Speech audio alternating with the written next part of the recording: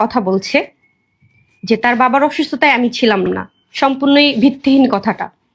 তার বাবার অসুস্থতায় আমি কিভাবে ছিলাম না বলেন? তার বাবার অসুস্থতায় আমি বগুড়া ছিলাম। রমজান মাসে আমি বগুড়াতেই ছিলাম। বগুড়া হসপিটালে যখন ভর্তি করানো হয় সেখানেও আমি ছিলাম। তারপর তাকে যখন ঢাকা আনা হয় তখন আমার ছোট ভাই ড্রাইভ করে বাবাকে ঢাকা নিয়ে আসা হয়, আবার দিয়ে আসা হয়, তারপর আবার নিয়ে এসে ভর্তি করানো হয়। তখন আমার ছোট ভাই ছিল। সে যে বলেছে যে আমার ফ্যামিলির কেউ ছিল না, এটা একদমই মিথ্যা কথা। আমার ফ্যামিলির লোক ছিল। তার বাবা অসুস্থতায় আমি নাচ গান করছি, এটা একদমই ভিত্তিহীন। সে যে ভিডিও স্ক্রিনশট দিয়েছে সেগুলো আগের, এখনকার না সেগুলো। এখন আপনাদের মনে প্রশ্ন উঠতে পারে যে এই বিষয়টা কেন আসলো, সে আমাকে কেন ব্লেম দিচ্ছে। সেটার কারণ তো অবশ্যই আছে। সে কারণটা আমি এখন বলতে চাচ্ছি না পাবলিকলি, কিন্তু বলবো যখন আমার মনে হবে যে বলতে হবে, তখন আমি সকল সাক্ষী প্রমাণ নিয়ে আমি বলবো। সে বলছে যে তার বাবার মৃত্যু হওয়ার পরও আমি তাকে দেখতে যাইনি। তার বাবার মৃত্যু হওয়ার পর যখনই আমি জানতে পারলাম তখনই আমার ছোট ভাই তাকে কল দিয়েছে।